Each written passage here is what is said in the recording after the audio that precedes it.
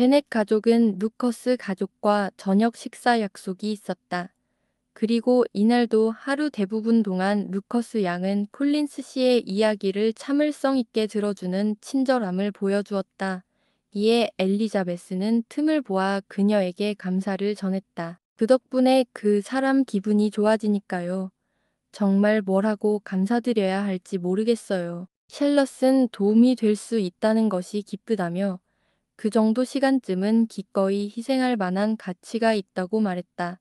그녀의 말은 정말 호의적이고 다정했지만 샬럿의 친절함은 엘리자베스가 상상하는 것보다 훨씬 더 멀리 나아가 있었다. 샬럿의 진짜 목적은 콜린스 씨의 관심이 다시 엘리자베스에게 향하는 것을 막기 위해 그의 구애를 아예 자신에게 끌어오는 것이었다. 이것이 샬럿 루커스의 계획이었고 여러 상황이 유리하게 흘러가고 있었기에 그날 밤 그들이 헤어질 때 그녀는 거의 성공을 확신할 뻔했다. 그가 너무 이른 시일 내에 허트퍼드셔를 떠나야 한다는 점만 아니었더라면 말이다. 하지만 그녀는 콜린스 씨의 열정과 자존심 강한 성격을 간과한 셈이었다.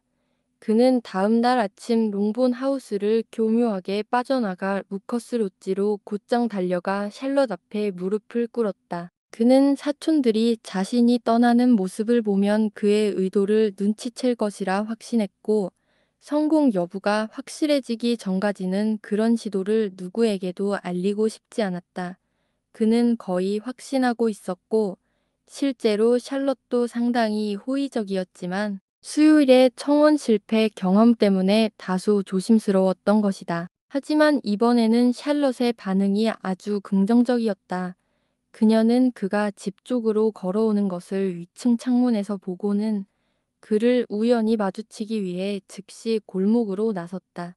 그러나 그녀는 그가 이토록 열정적이고 장황하게 사랑을 고백할 줄은 미처 예상하지 못했다. 콜린스 씨의 긴 연설이 허락하는 범위 내에서 가능한 짧은 시간 안에 두 사람은 서로 만족할 만한 합의에 도달했다. 집으로 들어가면서 그는 자신을 세상에서 가장 행복한 남자로 만들어줄 결혼 날짜를 정해달라며 간청했지만 샬럿은 당장은 그 요청을 미뤄야 했다. 그렇다고 그녀가 그의 감정을 가지고 장난칠 생각은 전혀 없었다. 콜린스 씨의 선천적인 두남 덕분에 그의 구애에는 어느 여성도 오래 즐기고 싶어 할 만한 낭만이나 매력이 없었고 오직 안정된 생활을 위한 순수하고 계산된 목적으로 그를 받아들인 샬럿은 결혼이 하루라도 빨리 성사되는 것이 더 좋다고 여겼다. 곧바로 루커스 경과 부인은 딸의 결혼 허락을 요청받았고 그들은 매우 기쁜 마음으로 허락했다. 콜린스 씨의 현재 상황은 지참금이 거의 없는 딸에게는 매우 유리한 결혼 상대였고 미래의 재산 전망도 꽤 밝았기 때문이다. 루커스 부인은 그 순간부터 지금까지보다 훨씬 큰 관심으로 계산을 시작했다. 루커스 경은 콜린스 씨가 옹본 재산을 상속하게 되면 아내와 함께 세인트 제임스 궁에 꼭 얼굴을 비춰야 한다고 확신에 차서 말했고 루커스 가족 전체는 이 결혼 소식에 완전히 들떠 있었다. 막내딸들은 예정보다 1대 2년 빨리 사교계에 데뷔할 수 있을지도 모른다는 희망을 품었고 아들들은 샬럿이 노처녀로 늙어 죽을지도 모른다는 걱정에서 해방되었다. 당사자인 샬럿은 비교적 침착했다. 그녀는 목적을 달성했고 이제 그 선택을 곰곰이 생각해 볼 여유가 생겼다. 대체로 그녀의 생각은 만족스러웠다. 물론 콜린스 씨는 영리하지도 매력적이지도 않았고 그의 존재 자체가 지루했으며 그녀에게 보이는 애정도 그저 착각일 가능성이 컸다. 그럼에도 불구하고 그는 그녀의 남편이 될 사람이었다. 샬럿은 남자나 결혼이라는 제도를 크게 기대해 본 적은 없었지만 항상 결혼을 인생의 목표로 삼아왔다. 작은 지참금을 가진 교양 있는 여성에게 결혼은 유일하게 명예로운 생계 수단이었으며 행복을 보장해주지는 않더라도 궁핍을 피할 수 있는 가장 현실적인 선택이었다. 그녀는 이제 그 선택지를 손에 넣었다. 27의 나이에 특별히 예쁘지도 않은 자신이 이렇게 행운을 얻게 된 것이다. 이 일에서 가장 껄끄러운 점은 엘리자베스 베넷이 받을 충격이었다. 샬럿은 엘리자베스와의 우정을 누구보다 소중하게 생각했고 그녀가 놀라워하고 심지어 비난할 수도 있다는 생각에 마음이 편치 않았다. 비록 결정을 번복할 생각은 전혀 없었지만 그녀는 그의 반응으로 상처받을 것을 각오하고 있었다. 그래서 샬럿은 이 사실은 꼭 자기 입으로 직접 전하겠다고 마음먹었고 콜린스 씨에게 롱본 저녁 식사 자리에서는 이 일에 대해 절대 말하지 말라고 단단히 부탁했다. 콜린스 씨는 매우 공손하게 비밀을 지키겠다고 약속했지만 그 긴 부재 시간에 대한 호기심 어린 질문들을 피하기는 쉽지 않았다. 게다가 그는 행복한 연애의 성공을 당장이라도 떠벌리고 싶은 충동을 참느라 애를 먹고 있었다. 그는 다음 달 이른 아침 떠날 예정이었기 때문에 가족들과 인사를 나눌 시간이 없었고 그래서 여자들이 자러 갈 때를 이용해 작별 인사를 하게 되었다. 베넷 부인은 매우 정중하고 따뜻하게 다음에 여유 생기시면 꼭 롱본에 다시 들러주세요 라고 말했다. 정말 기쁜 초대입니다, 마님. 바로 그걸 바라던 참이었습니다. 가능하면 최대한 빨리 다시 찾아뵙겠습니다. 그의 말에 모두가 깜짝 놀랐다. 하지만 베넷 씨는 그의 빠른 재방문 소식이 반갑지 않았다. 그렇게 빨리 오시는 건 레이디 캐서린께서 못마땅해 하실 수도 있겠군요. 우리 같은 친척보다도 후원자의 기분을 상하게 하는 건 더 위험하지 않겠습니까? 정말 친절한 조언에 감사드립니다. 선생님, 레이디 캐서린의 동의 없이 그렇게 중요한 결정을 내리지는 않을 것입니다. 그래요. 아주 조심하셔야 해요. 그녀의 불쾌감을 피하기 위해서는 뭐든 감수하셔야 합니다. 다시 오셨다가 그녀 기분 상할 가능성이 있다면 그냥 조용히 집에 계세요. 우리는 섭섭해하지 않을 테니까요. 이토록 다정한 배려에 깊이 감사를 드립니다. 곧 감사 편지도 드리겠습니다. 제 아름다운 사촌들에게도 건강과 행복을 기원하며 작별 인사를 전합니다. 엘리자베스도 물론 포함해서요. 여자들은 모두 정중히 인사하고 물러났다. 그가 이렇게 빠르게 다시 올 계획이라는 사실에 모두가 놀랐다. 베넷 부인은 혹시 그가 이번에는 막내딸들 중 하나에게 구애하려는 건 아닐까 기대했는데 메리는 어쩌면 그를 받아들였을지도 몰랐다. 그녀는 콜린스 씨의 지적 능력을 다른 사람들보다 높게 평가하고 있었고 그의 사고에 일종의 견고함이 있다고 생각했다. 비록 그녀 자신만큼 똑똑하지는 않지만 메리의 영향 아래 책을 읽고 스스로를 개발한다면 꽤 괜찮은 동반자가 될 수도 있다고 여겼다. 하지만 다음 날 아침 이런 희망은 모두 사라졌다. 샬럿 루커스가 아침 식사 후 곧장 찾아와 엘리자베스에게 전날 벌어진 일을 조용히 털어놓았기 때문이다. 콜린스 씨가 샬럿에게 마음이 있었을 수도 있다는 가능성은 엘리자베스도 최근 들어 떠올려 본 적은 있었다. 하지만 샬럿이 그런 그의 구애를 받아줄 거라고는 전혀 상상하지 못했기에 놀라움은 매우 컸고 예의범절을 잊을 정도였다. 그녀는 참지 못하고 외쳤다. 콜린스 씨와 약혼했다고? 말도 안 돼, 샬럿. 샬럿은 차분하게 이야기를 하던 중 엘리자베스의 이 직접적인 반응에 잠시 당황했지만 그런 반응을 예상하고 있었기에 곧 태연하게 말했다. 엘리자베스는 조용히 그렇겠지라고 대답했고 어색한 침묵이 흐른 후 둘은 다시 가족들이 있는 곳으로 돌아갔다.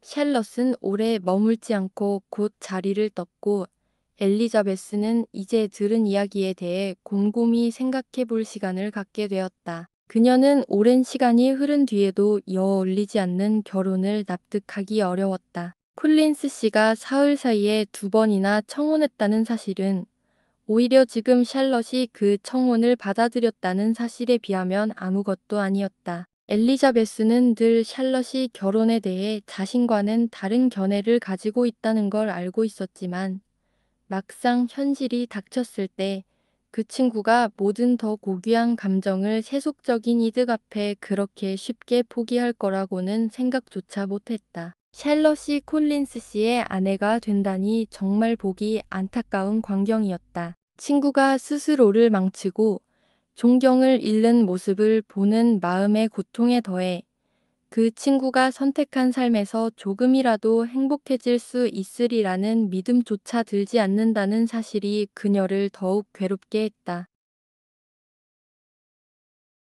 엘리자베스는 어머니와 자매들과 함께 앉아 샬럿에게 들은 이야기를 곱씹으며 자신이 그것을 말해도 되는지 고민하고 있었다. 바로 그때 샬럿의 아버지인 루카스 경이 집에 나타났다. 딸의 부탁으로 가족에게 약혼 소식을 전하러 온 것이다. 그는 온갖 칭찬과 함께 두 집안에 연줄이 생긴 것에 대해 자랑스러워하며 이야기를 풀어놓았다. 하지만 가족들은 단순히 놀라는 정도가 아니라 아예 믿지를 못했다. 베넷 부인은 예의라고는 전혀 없는 태도로 그가 완전히 잘못 알고 있는 거라고 주장했고 늘 조심성 없고 무례하기까지 한 리디아는 이렇게 소리쳤다. 어머 세상에, 루카스 경, 어떻게 그런 이야기를 하실 수가 있어요? 콜린스 씨가 엘리자베스랑 결혼하고 싶어 하는 거 모르세요? 이런 대접은 아무리 공손한 신사라도 화를 낼 법했지만 루카스 경은 끝까지 점잖음을 유지했다. 그는 자신이 들은 정보가 사실이라는 점을 정중하게 강조하며 그들의 무례한 말도 인내심 있게 참아냈다. 엘리자베스는 그를 그렇게 난처한 상황에 계속 두는 것이 도리가 아니라고 여겨 자신이 이미 샬럿에게 직접 들었다는 사실을 밝히며 루카스 경의 이야기를 뒷받침했다. 그리고 어머니와 자매들의 호들갑을 진정시키기 위해 애써 그 결혼에 대한 축하 인사를 건넸고 이내 체임도 그에 동참했다. 그녀들은 콜린스 씨의 훌륭한 성품, 런던과 가까운 헌스퍼드의 편리함 등을 언급하며 이 결혼이 가져올 행복에 대해 이야기했다. 베넷 부인은 루카스 경이 떠나기 전까지는 충격에 말이 없었지만 그가 나가자마자 감정을 쏟아냈다. 처음에는 여전히 믿을 수 없다 했고 다음에는 콜린스 씨가 속은 거라고 했으며 이어 그들이 결코 행복하지 못할 거라고 확신했고 마지막으로는 이 결혼이 파기되길 바란다고까지 말했다. 그녀가 내린 결론은 두 가지였다. 첫째, 이 모든 불행의 원인은 엘리자베스라는 것. 둘째, 그녀 자신은 모든 사람에게 잔혹하게 버림받았다는 것. 그리고 그날 하루 종일 이 두 가지 생각만 되풀이했다. 아무리 위로를 해도 그녀의 분노는 사그라들지 않았다. 하루가 지나도 진정되지 않았고 일주일이 지나기 전까지는 엘리자베스를 볼 때마다 꾸짖었으며 한 달이 지나도록 루카스 경이나 그의 부인과 말조차 하지 않았다. 그리고 샬럿을 용서하는 데는 몇 달이 더 걸렸다. 반면 베넷 씨는 한결 여유 있는 반응을 보였다. 그가 느낀 감정은 오히려 유쾌한 쪽이었고 그는 이렇게 말했다.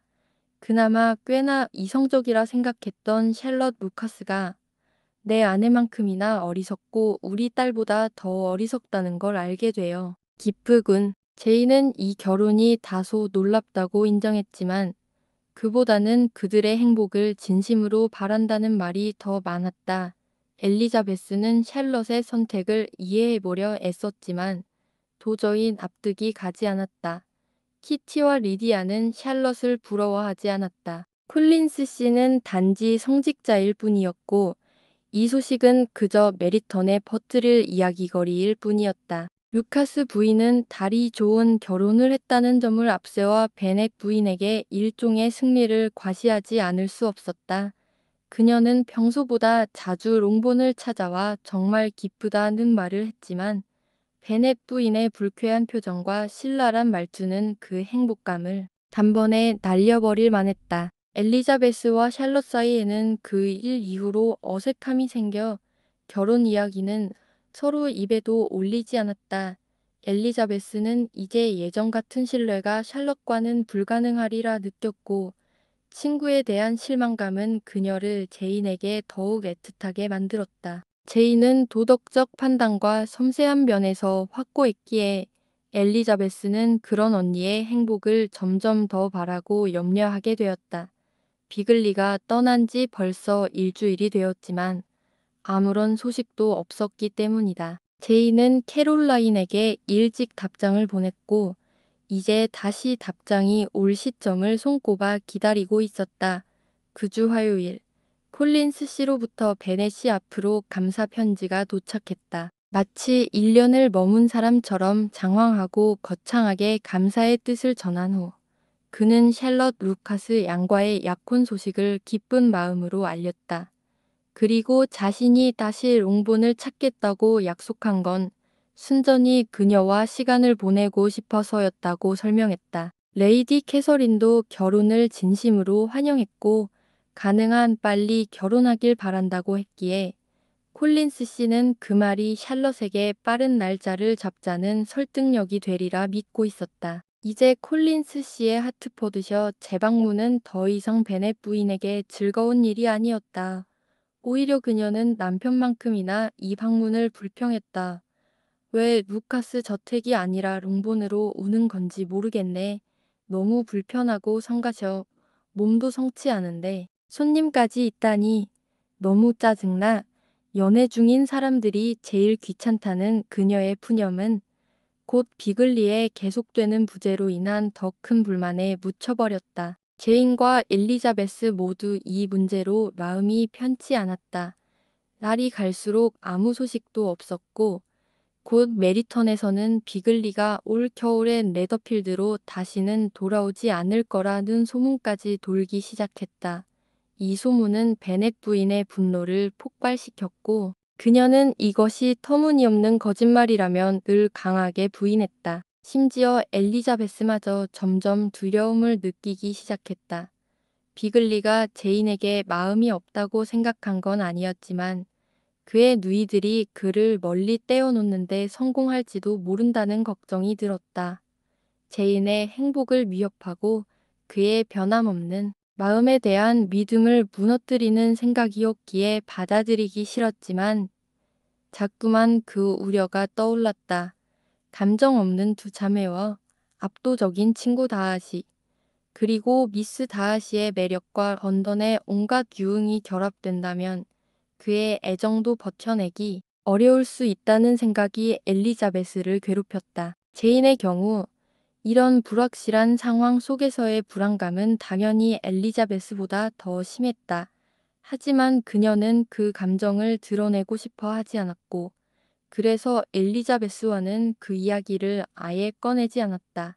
하지만 그녀의 어머니는 그런 섬세함 따위는 전혀 없었기 때문에 1시간도 안 지나서 비글리에 대해 이야기하거나 그의 방문이 늦어지는 것에 대한 자증을 내거나 심지어는 제인에게 만약 그 사람이 다시 안 오면 너 정말 모욕당한 거야 라고까지 말하곤 했다. 제인은 그런 말들을 조용히 넘기기 위해 참을성과 온화함을 총동원해야 했다. 콜린스 씨는 약속대로 정확히 2주 후 월요일에 롱본에 돌아왔다.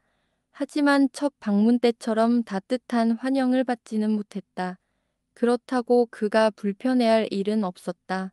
그는 지금 너무 행복해서 누가 특별히 신경 써주지 않아도 전혀 개의치 않았다.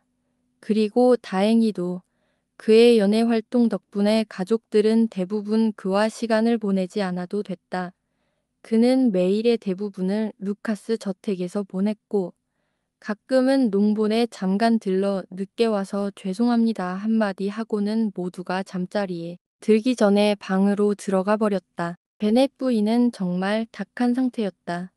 그 결혼 이야기만 나와도 기분이 최악이 되었고 어디를 가든 다들 그 얘기만 하는 것 같았다. 샬럿 루카스를 보는 것조차 싫었다. 미래의 그 집의 주인이 될 사람이라고 생각하니 질투와 증오가 동시에 밀려왔다.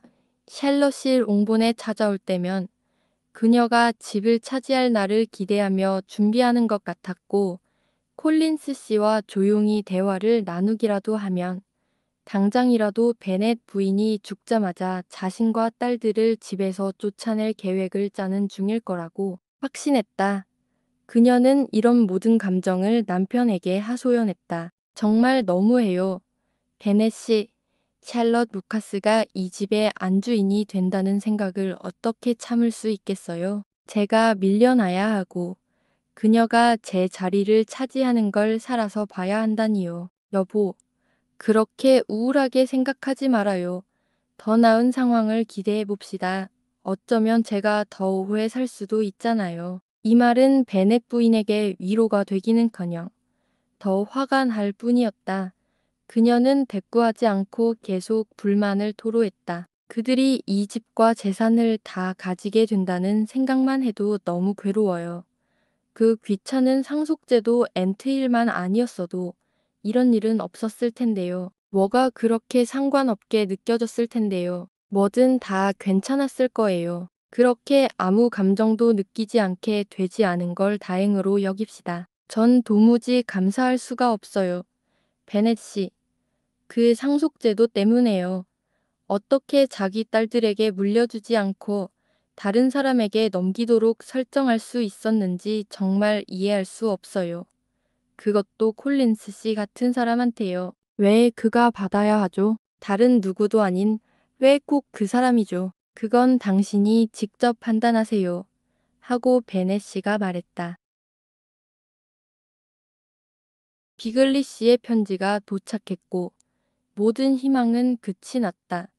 첫 문장부터 그들은 이번 겨울을 런던에서 보낼 것이라는 소식이었고 헤르트퍼드셔의 친구들에게 작별 인사를 하지 못한 것에 대한 비글리 씨의 유감으로 마무리되었다. 희망은 완전히 사라졌다.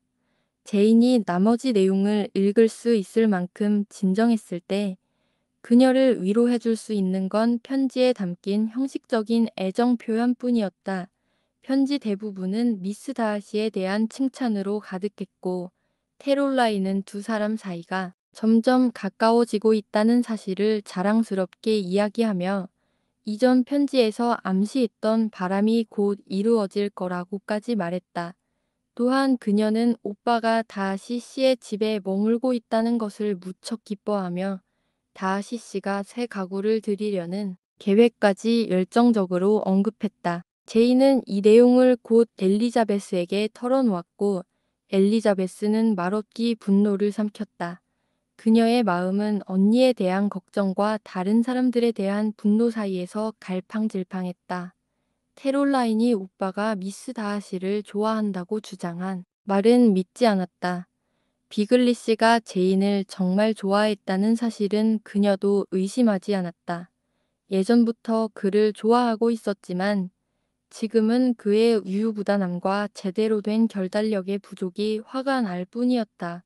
친구들의 의도에 끌려다니며 자신의 행복을 희생하는 모습은 실망스럽기 그지없었다. 물론 그의 행복만 희생되는 거라면 그가 어떤 식으로든 스스로 감당하면 그만이었겠지만 그녀의 언니의 행복까지 걸린 문제라는 걸 그는 분명히 알고 있었을 것이다. 이 문제는 아무리 곱씹어도 답이 나올 수 없는 일이었고 그녀의 생각은 계속해서 그곳에 머물렀다. 그녀는 다른 어떤 것도 생각할 수 없었다. 비글리 씨가 정말 마음이 변한 것인지 아니면 친구들의 방해로 자신의 감정을 억누른 것인지 제인의 감정을 알고도 무시한 것인지 아니면 아예 눈치채지 못한 것인지 어느 경우이든 그에 대한 엘리자베스의 평가는 달라질 수밖에 없었지만 제인의 상황은 결국 똑같았다. 그녀의 평온은 이미 상처 입었다. 며칠이 지나서야 제인은 용기를 내어 엘리자베스에게 자신의 감정을 이야기했다. 그날도 어머니는 네터필드와 그 주인에 대한 불평으로 평소보다 더 심하게 언성을 높인 후 두 자매만 남겨두고 자리를 떴다. 그러자 제이는 결국 참지 못하고 말했다. 어머니가 자기 감정을 조금만 자제하실 수 있으면 좋겠어. 나에겐 얼마나 아픈 말들인지 전혀 모르고 계셔. 하지만 불평하진 않을래. 이런 일도 오래 가진 않겠지. 곧 그 사람을 잊게 될 거고 예전처럼 돌아갈 수 있을 거야. 엘리자베스는 그런 제인을 믿지 못하겠다는 듯 안타깝게 바라봤지만 아무 말도 하지 않았다. 날 의심하는 거지. 제이는 얼굴을 약간 붉히며 말했다. 그럴 이유 없어.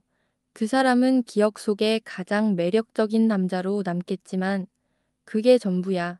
기대도 두려움도 없고 비난하고 싶은 마음도 없어. 그 점은 정말 다행이야.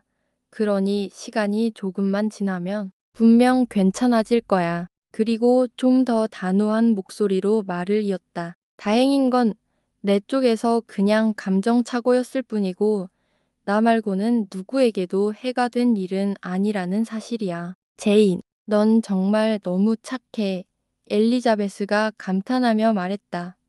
내 그런 다정함과 희생정신은 정말 천사 같아.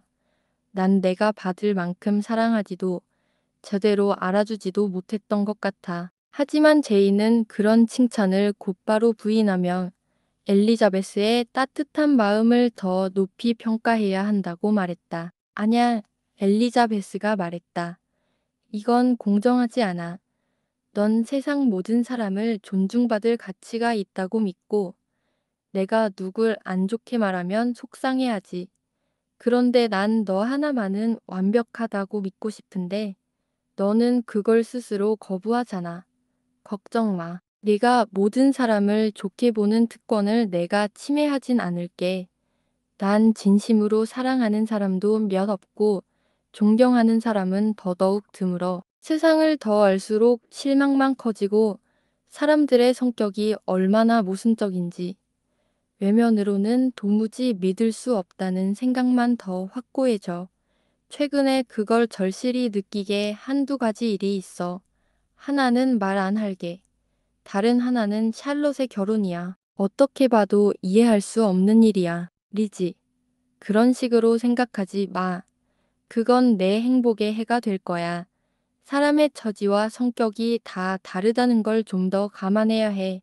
콜린스 씨는 사회적으로 괜찮은 사람이고 샬럿은 신중하고 안정적인 성격이잖아. 샬럿은 형제자매도 많고 경제적으로 보면 좋은 결혼이야.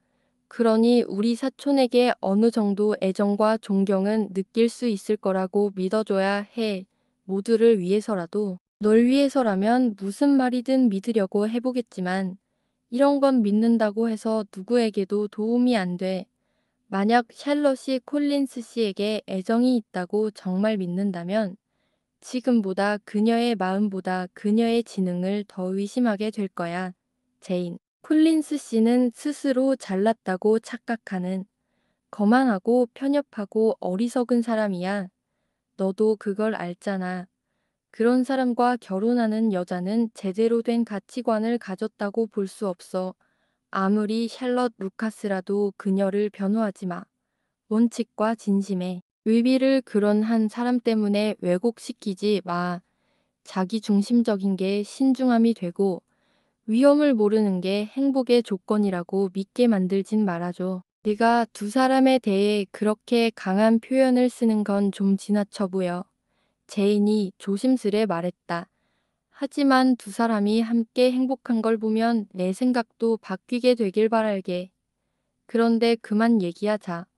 너 두 가지 예시를 들었잖아. 내가 누구 말하는 건지 모르진 않아. 그렇지만 리지, 제발 그 사람을 탓하지 말고 그에 대한 내 평가가 낮아졌다는 말은 하지 마. 우리가 일부러 상처받았다고 생각해선 안 돼. 젊고 생기 넘치는 남자가 늘 그렇게 조심스럽기를 기대할 순 없어. 우리 스스로가 착각하는 경우도 많잖아. 여자들은 누군가의 호감 표현을 실제보다 더 의미 있게 받아들이기도 하고, 그리고 남자들은 그걸 노려서 행동하지. 엘리자베스가 조용히 덧붙였다. 만약 정말 의도적으로 그런 일을 한 거라면 그건 용서받을 수 없지. 하지만 세상이 그렇게 계산적으로 돌아간다고 나는 생각하지 않아. 비글리 씨가 일부러 그런 행동을 했다고는 생각하지 않아. 엘리자베스가 말했다. 하지만 일부러 누군가를 불행하게 하려는 의도가 없더라도 실수는 생기고 그로 인해 상처받는 사람도 생겨. 타인의 감정을 고려하지 않는 무신경함, 배려 없는 행동, 그리고 우유부단함만으로도 충분히 그런 일이 벌어질 수 있어. 그럼 너는 그 셋 중 하나 때문이라고 생각하니? 응. 마지막 거, 우유부단함 때문이야. 하지만 내가 계속 말하면 너는 내가 아끼는 사람들에 대해 내가 안 좋게 말한다고 기분 나빠질지도 몰라. 지금이라도 그만두는 게 좋을지도. 그럼 결국 너는 그가 누나들의 영향을 받았다고 계속 믿는 거야. 왜? 그의 친구와 함께 둘 다 영향력을 행사했을 거라고 생각해. 난 그렇게는 생각할 수 없어. 왜 그들이 그런 영향을 주려고 했겠어? 그들은 당연히 그의 행복을 바랄 텐데, 만약 그가 정말 나를 좋아했다면, 나 말고 다른 여자가 그를 행복하게 해줄 순 없잖아. 내 말은 틀렸어. 그들은 그의 행복만 바라는 게 아닐 수도 있어. 그들은 아마 그가 더 부유하고 사회적으로 유리한 위치에 오르기를 바랐을 거야. 돈 많고, 배경 좋고, 자존심 강한 여자를 아내로 맞이하길 바랐겠지. 그가 미스 다하시와 결혼하길 바랐다는 건 나도 의심하지 않아. 제인이 대답했다. 하지만 내가 생각하는 것처럼 나쁜 의도는 아닐 수도 있어. 그들은 그녀를 나보다 훨씬 오래 알고 지냈고, 그래서 더 좋아하는 건 당연하지. 하지만 그들이 어떤 바람을 갖고 있다 해도 오빠의 선택을 굳이 막으려고 하진 않았을 거야. 아무 이유 없이 누가 오빠의 연애에 반대할 수 있겠니? 만약 그가 나를 좋아한다고 믿었다면 그들이 우리 사이를 갈라놓으려 하진 않았을 거야. 그리고 만약 정말 그런 감정이 있었다면 그들이 막으려 해도 성공하지 못했겠지. 그런 감정이 있었다고 믿는 건 결국 모두를 이상하게, 잘못되게 행동한 걸로 만들어. 그리고 그건 나를 정말 괴롭게 해. 제발 그런 생각은 하지 마. 내가 그 사람 마음을 오해한 거라면 부끄럽긴 해도 받아들일 수 있어. 하지만 그 사람이나 그 누나들을 나쁘게 생각하게 되는 건 훨씬 더 고통스러워. 난 좋은 쪽으로 생각하고 싶어. 그렇게 이해하는 게 맞을 거야. 엘리자베스는 그런 제인의 간절한 바람을 거절할 수 없었고, 그때부터 두 사람은 비글리시에 대해 거의 언급하지 않게 되었다. 한편 베넷 부인은 여전히 그가 왜 돌아오지 않는지 이해하지 못했고, 날마다 한탄을 이어갔다. 엘리자베스가 아무리 논리적으로 설명해줘도 그녀는 도무지 납득하지 못했다. 엘리자베스는 제인에게 그렇게 말하지 않았지만 어머니를 달래기 위해 비글리시의 관심이 그저 잠깐의 호감이었고 더 이상 보지 않자 그 감정이 사라졌다고 매일같이 주장했다. 베넷 부인은 겉으로는 그럴듯하다고 수긍했지만 다음 날이면 똑같은 질문과 불만을 반복했다. 그녀가 위안 삼았던 유일한 희망은 비글리시가 여름엔 다시 내려올 거라는 믿음이었다. 베넷 씨는 이 상황을 전혀 다른 태도로 대했다. 그래, 리지, 어는 할그가 말했다. 보아 아닌 애 언니는 시련을 겪었군. 축하해줘야겠네. 결혼 다음으로 여자애들이 좋아하는 게 시련이잖아. 친구들 사이에서도 한층 돋보이게 되니까. 자, 이제 내 차례야. 제인한테 밀리지 않으려면 너도 얼른 겪어야지. 메리턴에는 젊은 장교들이 많잖아. 그중 하나가 널 실망시켜줄 수 있을 거야. 위콤은 어때? 괜찮은 친구니까 너를 버리더라도 체면은 살릴 수 있을 거야. 감사해요, 아버지. 하지만 전 그렇게 매력적인 남자가 아니어도 괜찮아요. 우리 모두가 제인처럼 운이 좋을 순 없잖아요. 그렇지. 베네씨가 말했다.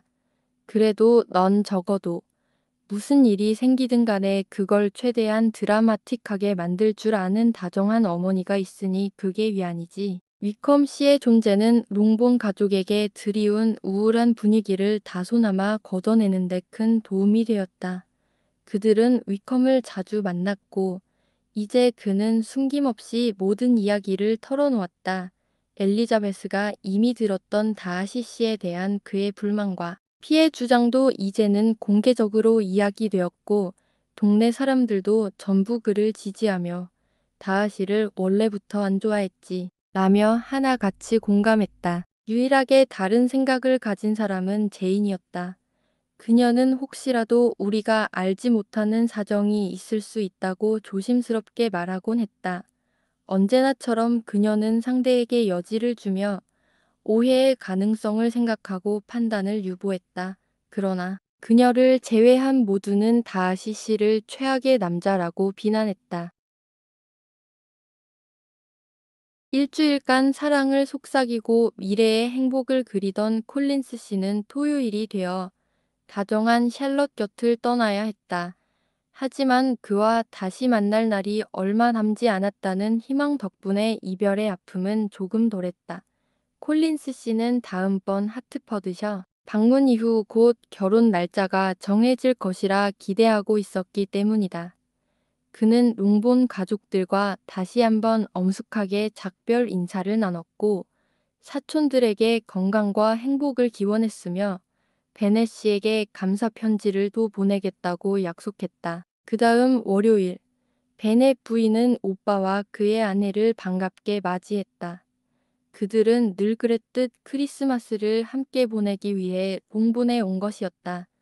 가드너 씨는 이성적이고 신사다운 사람이었으며 타고난 기질이나 교육면에서 여동생인 베넷 부인보다 훨씬 우월했다. 네더필드의 여인들은 상업에 종사하고 자신의 창고가 내려다 보이는 곳에서 사는 남자가 이렇게 세련되고 매력적일 수 있다는 사실을 믿기 어려워했을 것이다. 가드너 부인은 베넷 부인과 필립스 부인보다 몇 살 어렸고 품위 있고 총명한 성격 덕분에 롱본의 조카들에게 특히 인기가 많았다. 그 중에서도 제인과 엘리자베스는 그녀와 아주 각별한 사이였으며 런던에 자주 머물며 그녀와 시간을 보낸 적도 많았다. 가드너 부인이 도착하자마자 가장 먼저 한 일은 선물 나눠주기와 최신 유행 소개였다. 그것이 끝나고 나자 이번엔 그녀가 듣는 차례였다. 베넷 부인에게는 하소연할 일이 산더미였고 불평도 끝이 없었다. 그녀 말로는 그동안 이웃들과 가족에게 온갖 부당한 일을 당했다고 했다.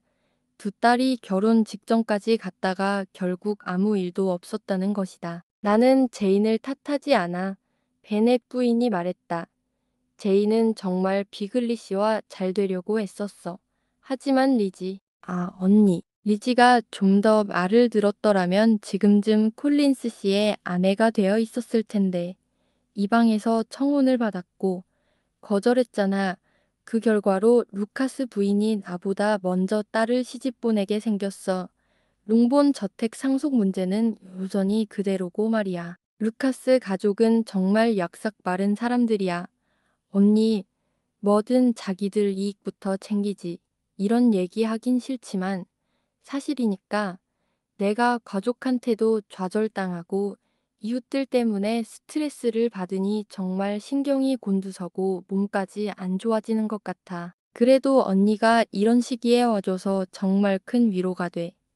게다가 긴 소매가 유행이라니 그 얘기도 참 반가운 소식이야. 가드너 부인은 이미 제인과 엘리자베스가 보내준 편지를 통해 대부분의 이야기를 알고 있었기 때문에 대충 대답을 얼버무리고 조카들을 배려해 다른 이야기로 화제를 돌렸다. 이후 엘리자베스와 단둘이 있게 되었을 때 그녀는 다시 이 이야기를 꺼냈다. 제인에게는 꽤 괜찮은 인연이 될 수도 있었던 것 같아. 그녀가 말했다. 그 일이 이렇게 끝난 건 안타깝지만 이런 일은 자주 있어. 내가 말한 비글리 씨 같은 젊은 남자는 예쁜 여자를 잠깐 좋아했다가 어떤 우연한 계기로 멀어지면 금방 잊어버리기도 하지.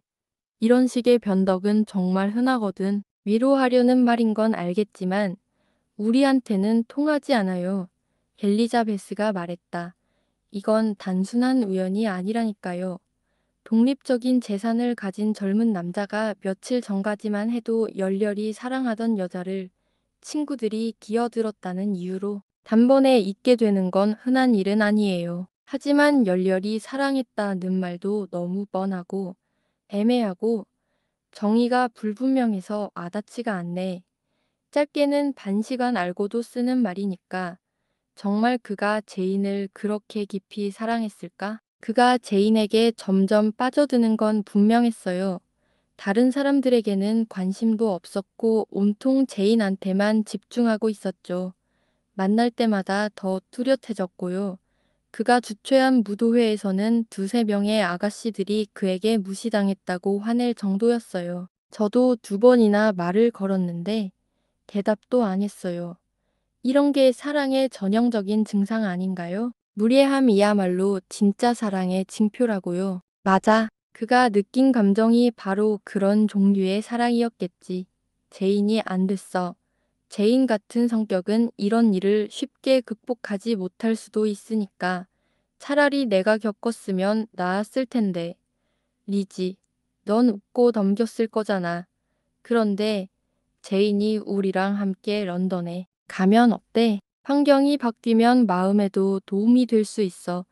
집에서 잠시 벗어나는 게 약이 될지도 모르지. 엘리자베스는 이 제안에 무척 기뻐했고 제인도 흔쾌히 동의할 것이라 확신했다. 제발 그 남자에 대한 미련 때문에 망설이진 않기를 바랄 뿐이야. 우리는 런던에서도 전혀 다른 지역에 살고 있고 사람들도 다르잖아. 넌 알겠지만 우린 외출도 거의 안 하잖니. 그러니 둘이 다시 만날 가능성은 거의 없어. 만약 그가 일부러 찾아오지 않는다면 말이야. 그건 절대 불가능해요. 지금 그는 다하시 씨에게 붙들려 있거든요. 다하시 씨가 그런 지역에 비글리 씨를 보내게 놔둘 리 없어요.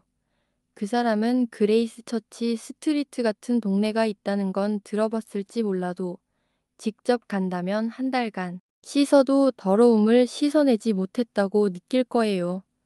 게다가 비글리 씨는 다하시 씨 없이는 절대 단독으로 행동하지 않죠. 그럼 오히려 다행이네.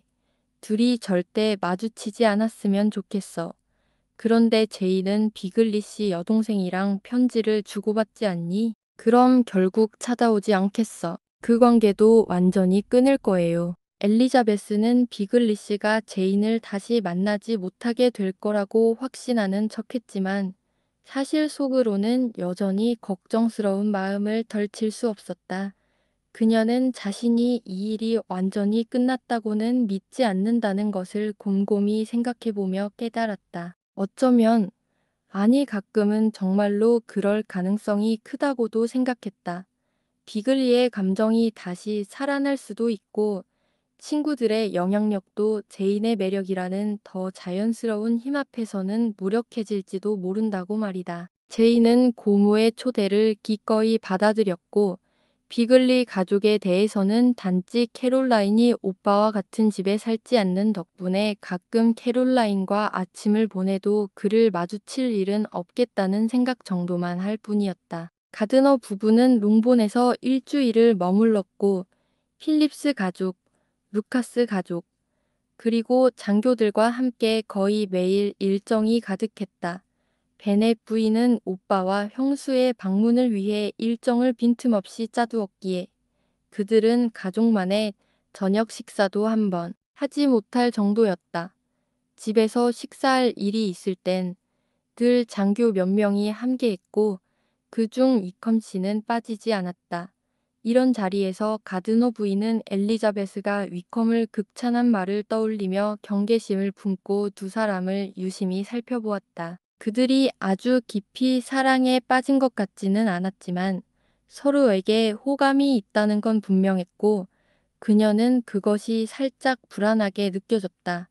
그래서 하트퍼드셔를 떠나기 전에 엘리자베스에게 이 문제에 대해 조심스럽게 충고해야겠다고 마음먹었다. 위컴은 일반적인 매력 외에도 가드너 부인에게 또 하나의 특별한 즐거움을 주었다.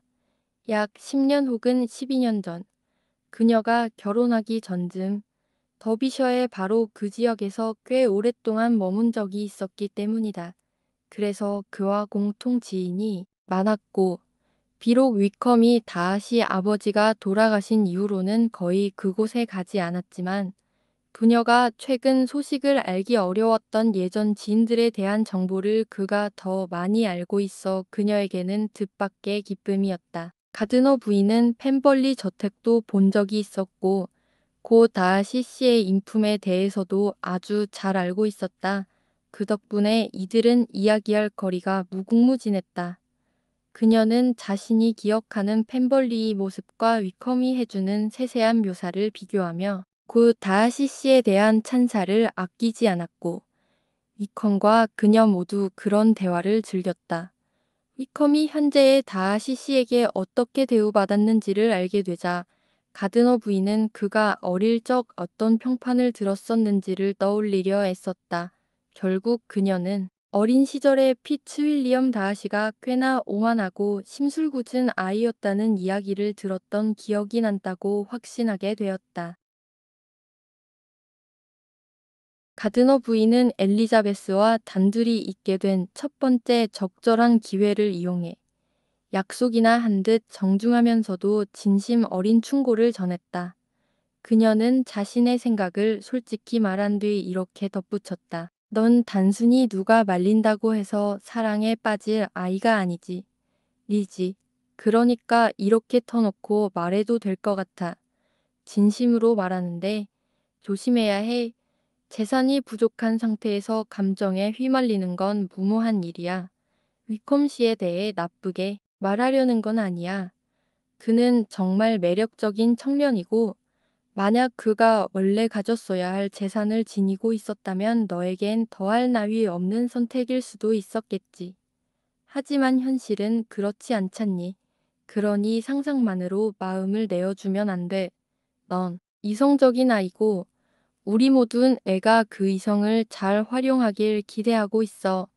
내 아버지도 내 판단력과 행동을 믿고 계시고 그러니 그 믿음을 저버려선 안 돼. 고모, 말씀하시는데 진심이 묻어나네요. 그래, 너도 진지하게 생각하길 바란단다. 알겠어요. 걱정 마세요. 저도 제 자신을, 그리고 위컴 씨도 잘 다룰게요. 가능하면 그가 저에게 반하지 않도록 하겠어요. 엘리자베스, 지금은 진지한 얘기를 하는 거란다. 죄송해요. 다시 진지하게 말해볼게요. 지금 저는 위컴 씨를 사랑하지 않아요. 정말이에요. 하지만 그가 지금까지 본 사람 중에서 가장 매력적인 남자인 건 사실이에요. 만약 그가 저에게 진심으로 마음을 준다면, 그건 그에게도 저에게도 좋은 일이 아닐 거라고 생각해요. 그게 얼마나 현명하지 못한 결정일지 저도 알아요. 아, 정말 밉살스러운 다하시 씨. 아버지께서 저를 어떻게 생각하시는지 알기에 그 신뢰를 저버리는 일은 정말 견딜 수 없을 거예요. 물론 아버지는 위컴 씨에게 꽤 호의적이시긴 하지만요. 어쨌든 고모님, 제가 여러분을 불편하게 만들고 싶지 않다는 건 진심이에요. 하지만 요즘 젊은 사람들 보면 서로 사랑에 빠지면 당장 돈이 없어도 약혼하잖아요. 저라고 그런 유혹 앞에서 남들보다 더 현명하다고 장담할 수 있을까요? 그리고 그게 정말 현명한 선택인지조차 알 수 없는데요. 그러니까 제가 드릴 수 있는 약속은 단 하나예요. 서두르지 않겠다는 것. 제가 그가 나만을 사랑한다고 섣불리 믿지 않을게요. 그와 함께 있을 땐 지나친 기대도 하지 않을 거예요. 최대한 이성적으로 행동하겠습니다. 그가 이렇게 자주 집에 오는 걸 조금 자제하도록 하는 것도 좋겠구나. 적어도 너는 너희 어머니께 그를 초대하라고 부추기지 말아야지. 며칠 전 제가 그랬던 거 말씀이시죠? 엘리자베스는 머쓱한 미소를 지으며 말했다. 맞아요. 앞으로는 그러지 않도록 조심해야겠어요. 하지만 그가 항상 이렇게 자주 오는 건 아니에요. 이번 주에 자주 온 건 고모님 때문이에요. 어머니는 손님이 오면 언제나 주변 사람들로 북적이게 해야 한다고 생각하시니까요. 그래도 진심으로 저는 정말 최선의 선택을 하려고 노력할게요. 이제 마음이 좀 놓이셨길 바라요. 고모는 충분히 만족한다고 말했고 엘리자베스는 그녀의 친절한 충고에 감사하며 헤어졌다. 이렇게 민감한 주제에 대해 충고를 받고도 전혀 기분 나빠하지 않은 건 정말 드문 일이었다. 가드너 부부와 제인이 웅본을 떠난 지 얼마 지나지 않아 콜린스 씨는 다시 하트퍼드셔로 돌아왔다. 다행히 그는 루카스 집에 머물렀기 때문에 그의 방문은 베넷 부인에게 큰 불편을 주지 않았다. 이제 그의 결혼식이 얼마 남지 않았고 베넷 부인은 결국 이 결혼을 받아들이게 되었다. 그녀는 이 일이 불가피하다고 여기면서 퉁명스럽게 그들이 행복하길 바라라는 말을 몇 번이나 하곤 했다. 결혼식은 목요일로 정해졌고 수요일에 샬럿은 작별 인사를 하러 왔다. 떠나기 위해 일어나는 그녀를 보며 엘리자베스는 어머니의 차가운 작별 인사에 부끄러움을 느꼈고 진심으로 친구에게 감동한 마음으로 그녀를 배웅했다. 계단을 함께 내려가며 샬럿이 말했다. 엘리자, 내 편지를 자주 받을 수 있길 바랄게. 당연하지. 그리고 한 가지 더 부탁이 있어. 나를 보러 와줄 수 있겠니? 하트퍼드셔에서 자주 만나겠지. 난 당분간 켄트를 떠날 일이 없어.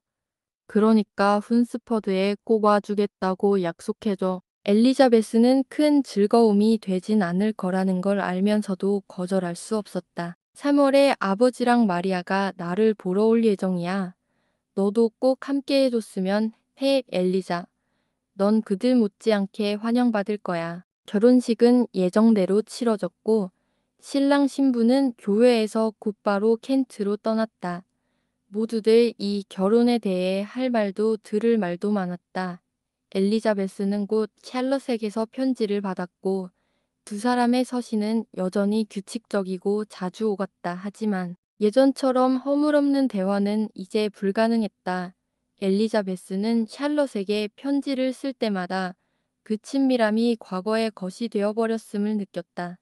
그녀는 편지를 게을리하지 않겠다고 다짐했지만 그 이유는 지금보다는 예전의 우정을 이어가고 싶어서였다. 샬럿의 첫 편지는 엘리자베스가 큰 관심을 갖고 읽었다.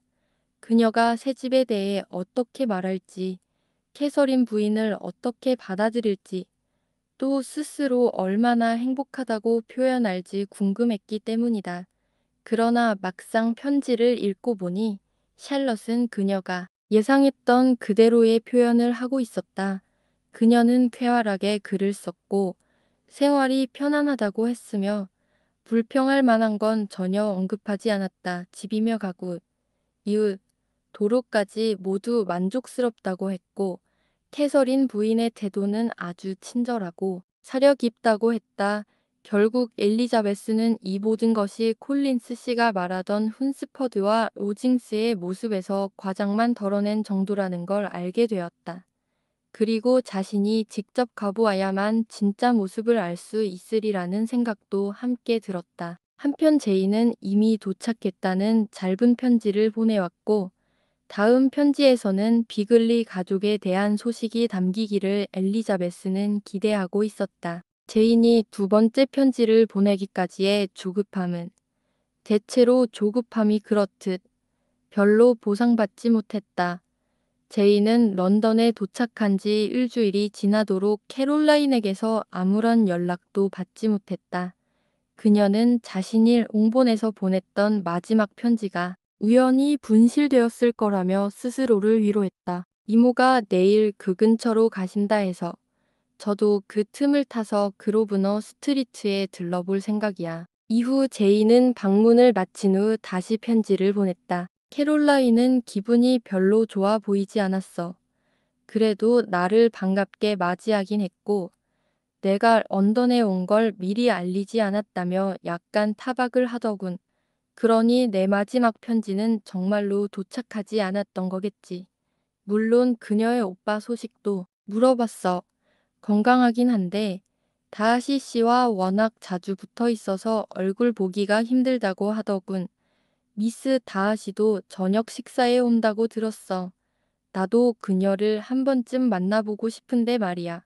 방문은 오래 하지 못했어. 캐롤라인과 허스트 부인이 외출을 해야 했거든. 그래도 곧 다시 볼 수 있을 거라 생각해. 이 편지를 읽으며 엘리자베스는 고개를 저었다. 이걸로 확신할 수 있었다.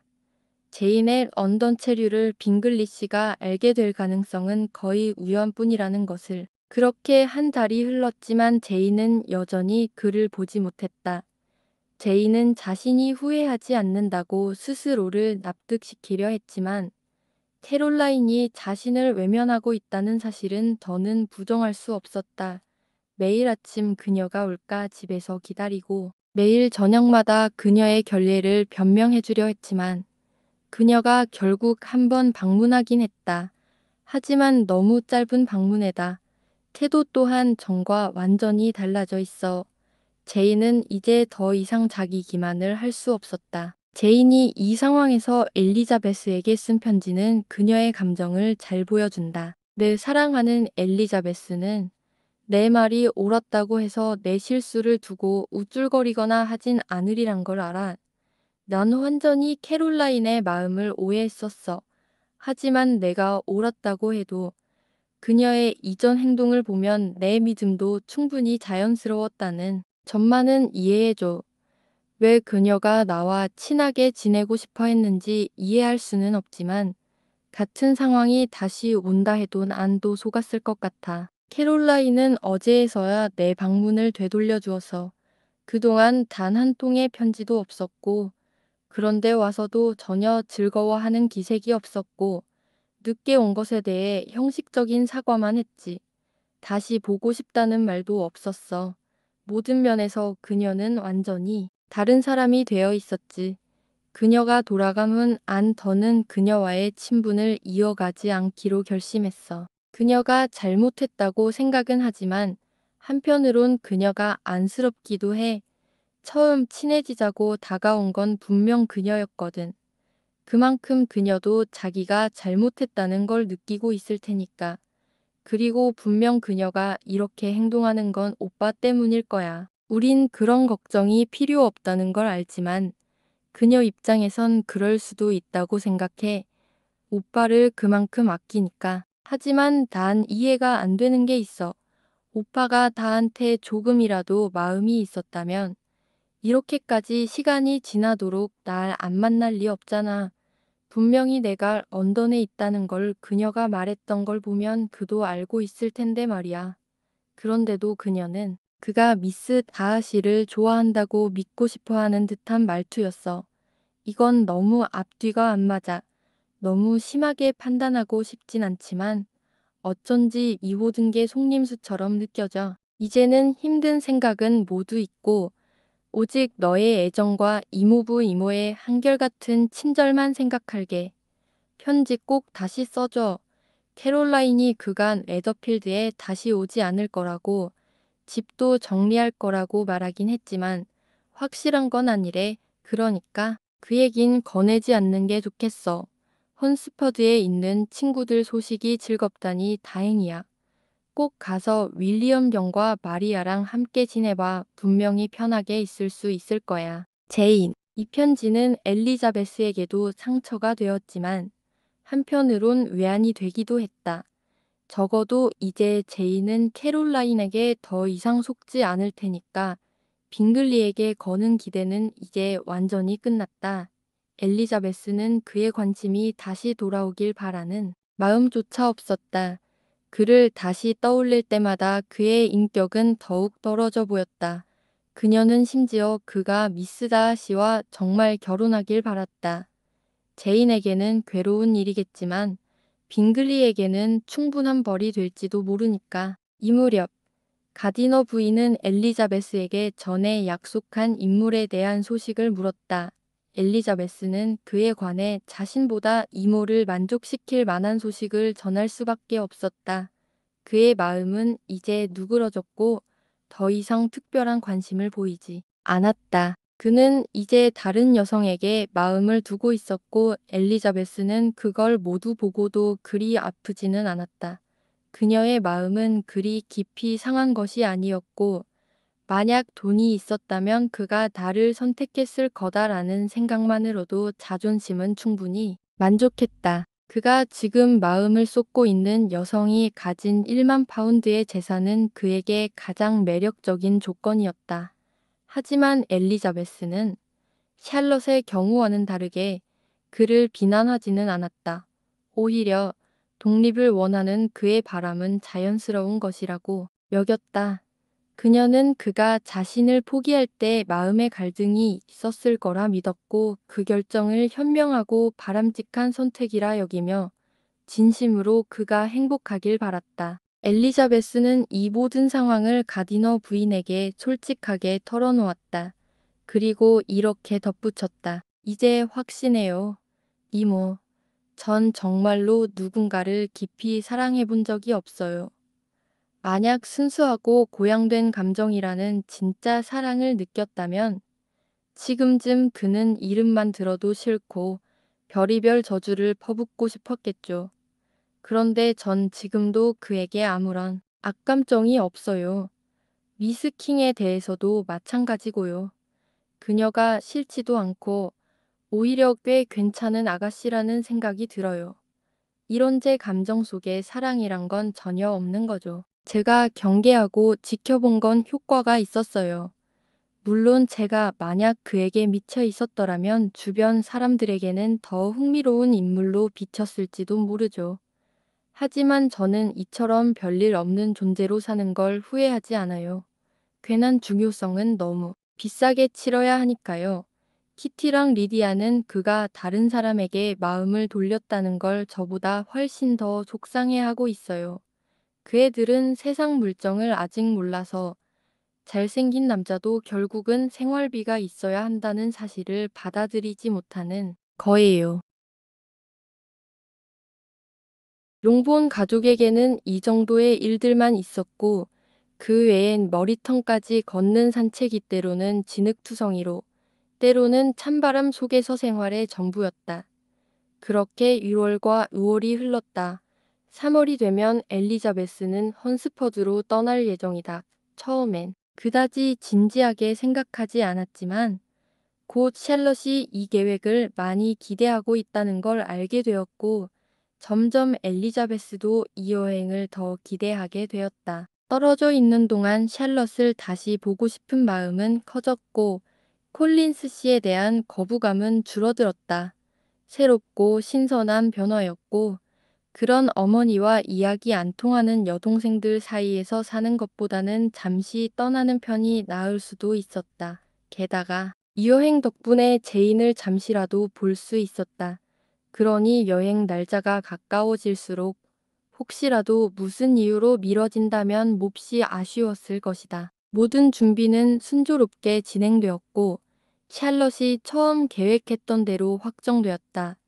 엘리자베스는 윌리엄 경과 그의 둘째 딸과 함께 가기로 했다. 나중에는 런던에서 하루 밤을 묵는 일정도 추가되었고 그렇게 계획은 완벽해졌다. 엘리자베스가 떠나며 느낀 유일한 아쉬움은 아버지를 두고 가야 한다는 점이었다. 아버지는 딸을 분명히 그리워할 것이고 막상 떠나려는 순간이 다가오자 그녀에게 꼭 편지를 쓰라 하며 거의 답장을 해주겠다는 말까지 했다. 위컴과의 작별 인사는 아주 우호적이었다. 아니, 그쪽이 훨씬 더 친절했다. 지금 다른 여성을 쫓고 있다 해도 엘리자베스가 처음으로 그의 관심을 끌었고 그의 이야기를 들어주고 그를 동정해 주었던 사람이라는 사실은 잊지 않고 있었다. 작별 인사 속에는 엘리자베스를 향한 배려와 진심이 담겨 있었다. 그는 레이디 캐서린 드 버그에 대한 그녀의 기대를 상기시키며 두 사람의 의견이 앞으로도 잘 맞기를 바란다고 말했다. 이런 위컴의 태도는 엘리자베스의 마음에 깊이 남았고 결혼하든 안 하든 그는 언제까지나 다정하고 호감 가는 남자의 기준이 될 거라는 생각이 들었다. 다음 날 함께 여행을 떠난 동행자들은 위컴과는 정반대였다. 윌리엄 경과 그의 딸 마리아는 성격은 밝지만 머리는 비어 있었고 그들의 말은 마차 바퀴 소리만큼이나 무의미하게 들렸다.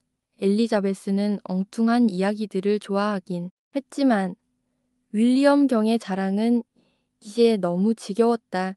그는 여전히 자신이 왕 앞에 나간 경험과 기사자귀를 자랑했지만 그 말은 너무 오래되어 이미 낡은 얘기처럼 느껴졌다. 여정은 23마일 정도로 그리 멀지 않았고 일찍 출발한 덕분에 정오쯤 그레이스 처치 스트리트에 도착했다. 마차가 가디너 씨의 집 앞에 멈췄을 때 제이는 창가에 서서 그들을 기다리고 있었다.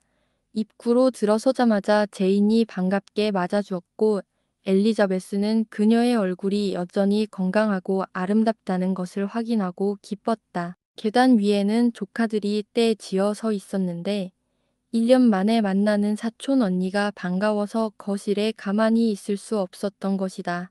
하지만 너무 오랜만에 보니 부끄럽기도 해서 아래로 내려오지는 못했다. 모든 것이 즐겁고 따뜻했다. 오전엔 분주하게 쇼핑을 했고 저녁엔 극장에 가면서 하루가 즐겁게 흘러갔다. 저녁 무렵 엘리자베스는 이모 옆에 앉을 기회를 만들었다.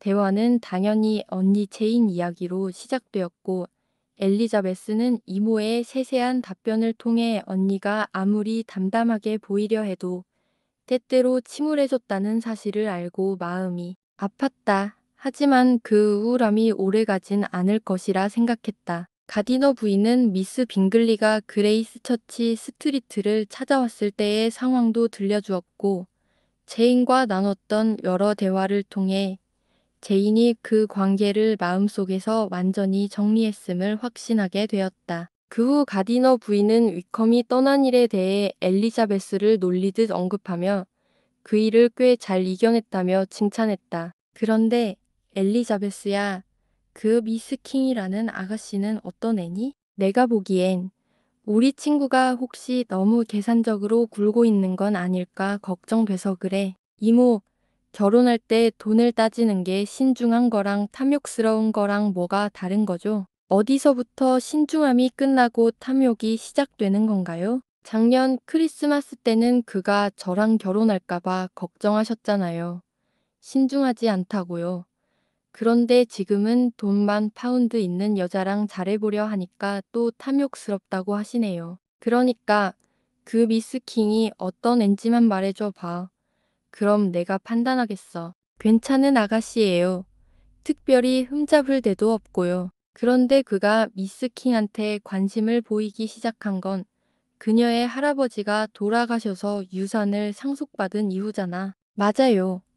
그런데 왜 그 전부터 관심을 가져야 하죠? 그가 제게 관심을 가질 수 없었던 이유가 제가 돈이 없어서였다면 똑같이 돈도 없고 정작 좋아하지도 않는 여자한테는 대체 왜 구애를 해야 하겠어요. 그래도 그런 일이 있고 나서 바로 그녀에게 접근하는 건 좀 지나치게 눈치 없는 행동 같지 않니? 경제적으로 어려운 남자에게는 다른 사람들처럼 그런 우아한 예절을 지킬 여유가 없어요.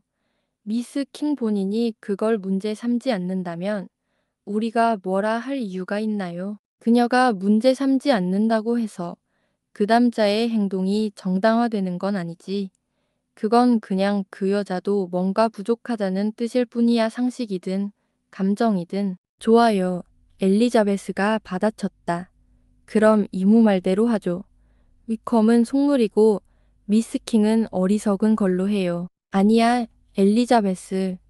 내가 원하는 결론은 그게 아니야.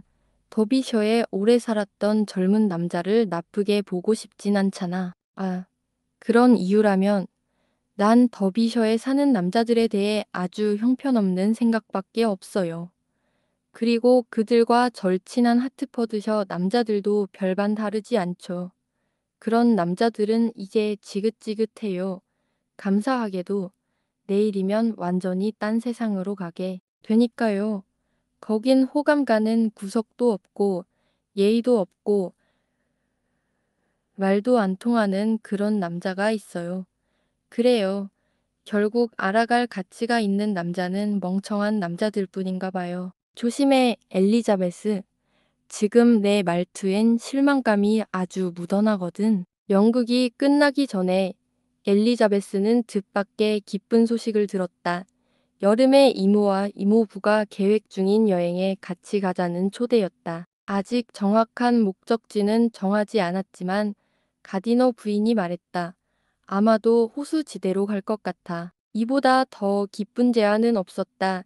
엘리자베스는 즉시 감사한 마음으로 초대를 수락했다. 정말, 정말 감사해요. 이모, 완전한 기쁨이에요.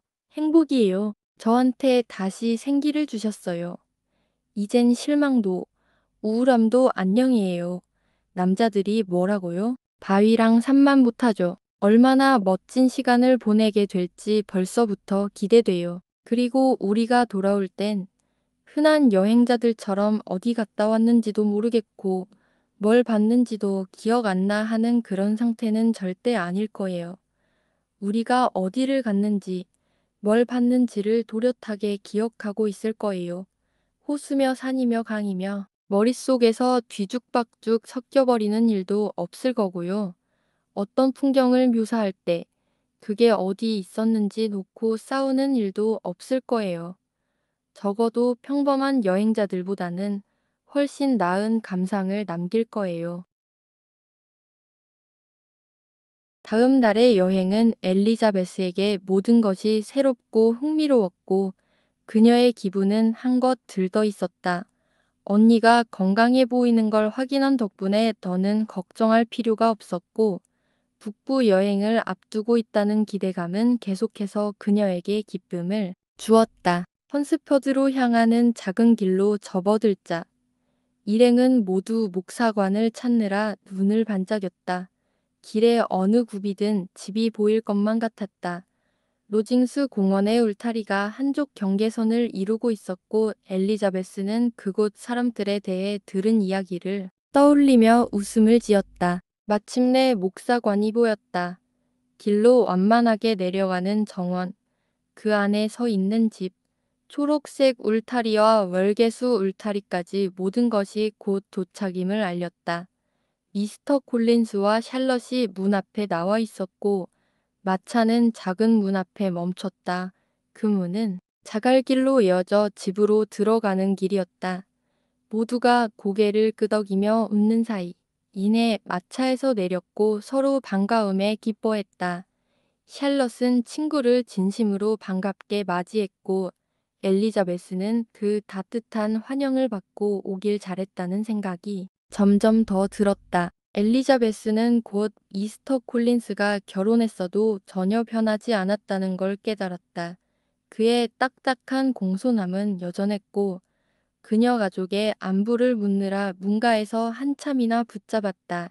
입구에 정돈된 모습을 자랑스럽게 설명한 뒤에야 집 안으로 들어갔고 거실에 도착하자 미스터 콜린스는 또 한 번 정중하지만 과한 형식으로 환영 인사를 건네고 샬럿이 준비한 다과들을 상세히 언급했다. 엘리자베스는 그가 자신의 영광을 자랑할 것을 예상하고 있었고 방의 크기며 방향, 가구들을 자랑할 때 자신에게 특히 신경 써서 말하는 것처럼 느껴졌다.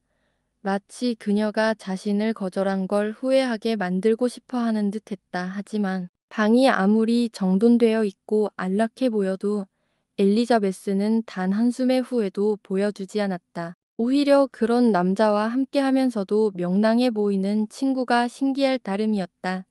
미스터 콜린스가 부끄러운 말을 할 때마다 그런 일은 아주 흔했다. 엘리자베스는 본능적으로 샬럿을 바라보았고 가끔은 그녀 얼굴에 옅은 홍조를 발견할 수 있었다. 하지만 대부분의 경우 샬럿은 못 들은 척 현명하게 넘겼다. 한참 동안 가구 하나하나를 감상하고 런던에서 있었던 일과 여행 이야기를 다 한 후 미스터 콜린스는 정원 산책을 제안했다. 정원은 넓고 잘 정비되어 있었으며 그가 직접 가꾸는 걸 자랑스러워했다. 그는 정원 가꾸기를 아주 고상한 취미로 여기고 있었고 엘리자베스는 샬럿이 남편의 운동을 건강에 좋다며 적극 권장한다고 자연스럽게 말하는 모습에 감탄했다. 그는 길 하나하나를 따라 걸으며 모든 경치를 지나치게 세세하게 설명했다. 이 덕에 풍경의 아름다움은 오히려 빛이 발했다. 저 멀리 떨어진 나무 덤불 안에 몇 그루의 나무가 있는지까지도 셀 수 있을 정도였다. 하지만 이 모든 경치 중에서도 정면에 펼쳐진 로징스의 모습공원 가장자리의 나무들 사이로 보이는 장대한 저택을 능가하는 건 없다고 했다. 로징스는 언덕 위에 지어진 멋진 현대식 건물이었다. 미스터 콜린스는 정원 다음으로 자신이 소유한 2개의 초원까지 데려가려 했지만 여성들은 하얀 서리가 아직 남아있어 신발이 적절치 않다며 돌아섰다. 그동안 샬럿은 여동생과 엘리자베스를 데리고 집안을 안내했고 남편 없이 집을 보여줄 기회가 생긴 걸 무척 반가워하는 눈치였다. 집은 다소 작지만 견고하게 지어졌고 편리하게 꾸며져 있었으며 모든 것이 깔끔하고 조화롭게 배치되어 있었다. 엘리자베스는 이런 점은 전적으로 샬럿의 공이라 생각하며 칭찬했다. 미스터 콜린스를 잠시 잊을 수 있다면 이 집에는 실제로 편안한 분위기가 있었다. 샬럿이 이 생활에 꽤 만족하는 듯 보여 엘리자베스는 미스터 콜린스가 자주 잊히는 존재일지도 모르겠다고 생각했다. 그녀는 이미 레이디 캐서린이 아직 시골에 머물고 있다는 것도 들었다. 그리고 저녁 식사 중에 다시 그 이야기가 나왔다. 미스터 콜린스는 말했다. 엘리자베스 양, 이번 주 일요일 교회에서 레이디 캐서린 드버그를 뵙게 될 겁니다.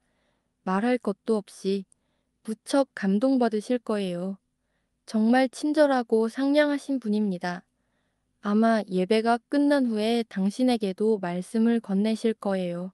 거의 확신하건대 체류 중에 저희가 초대받는 모든 자리에 엘리자베스 양과 마리아 양도 함께하게 될 겁니다. 제 사랑하는 샬럿에게는 정말 자상하신 분이거든요. 저희는 일주일에 2번 로징스에서 식사를 하고 걸어서 집에 돌아오는 것도 허락되지 않아요. 항상 마차가 준비되어 있답니다. 아니, 마차 중 하나라고 해야겠네. 여러 대 있으시니까요. 샬럿도 덧붙였다. 레이디 캐서린은 정말 존경할 만하고 현명한 분이에요. 이웃으로서도 아주 살뜰하시고요. 정말 그래, 여보. 내가 하려던 말 그대로군. 그분은 과하게 존경해도 지나치지 않을 분이에요. 그날 저녁은 하트퍼드셔의 소식을 나누고 이미 편지로 전했던 이야기들을 다시 들려주는 데에 주로 쓰였다. 밤이 되어 방으로 돌아온 엘리자베스는 혼자만의 시간을 가지며 생각에 잠겼다. 샬럿이 남편을 어떻게 잘 다루는지, 또 어떻게 그렇게 차분히 받아들이는지를 떠올렸고 그녀가 참으로 잘 해내고 있다는 걸 인정하지 않을 수 없었다. 이번 방문이 어떤 식으로 흘러갈지도 미리 그려보았다. 조용한 일상, 미스터 콜린스의 짜증나는 기어든, 그리고 로징스와의 교류 속에서의 소소한 화려함, 그녀의 상상력은 곧 모든 장면을 완성했다. 다음 날 오후쯤 산책을 준비하며 방 안에 있던 엘리자베스는 갑작스러운 아래층의 소란스러운 소리를 들었다. 온 집안이 혼란에 빠진 것 같았다. 잠시 귀를 기울이자 누군가가 계단을 정신없이 뛰어 올라오며 그녀를 크게 부르는 소리가 들렸다. 그녀는 문을 열었고 숨을 헐떡이며 흥분한 마리아를 복도에서 마주쳤다. 어머, 엘리자, 제발 빨리 식당으로 와 봐. 엄청난 걸 볼 수 있어. 내가 뭔지 말은 안 할 테니까 어서 서둘러. 지금 당장 내려와야 해. 엘리자베스는 뭐냐고 물었지만 마리아는 더 이상 말해주지 않았다. 결국 둘은 함께 식당으로 달려갔다. 식당은 길가 쪽을 향하고 있었고 그 놀라운 광경을 찾기 위해 창밖을 내다봤다. 그들이 본 것은 정원 문 앞에 멈춰선 낮은 파이톤 마차 안에 2여인이었다. 이게 다야. 엘리자베스가 외쳤다. 난 적어도 돼지들이 정원에 들어온 줄 알았지. 그런데 그게 아니라 레이디 캐서린하고 그녀 딸이라니. 어머, 세상에. 마리아는 깜짝 놀라며 말했다. 그분이 레이디 캐서린이 아니야. 나이 많은 여자는 미세스 젠킨슨이라고 저 집에서 함께 사는 분이야. 다른 한 분이 미스드 버그고 봐봐. 엄청 작지? 어떻게 저렇게 마르고 작을 수가 있지? 이런 날씨에 샬럿을 밖에 세워두는 건 정말 무례하잖아. 저 바람 속에 말이야. 왜 안으로 들어오지 않는 거지? 샬럿 말로는 그 아가씨는 거의 집 안에 들어오지 않는데 안에 들어오는 건 정말 특별한 호의래. 난 저 아가씨 외모가 마음에 들어. 엘리자베스는 다른 생각에 잠긴 듯 말했다. 아파 보이고 심술궂은 표정이야. 그래, 딱이야.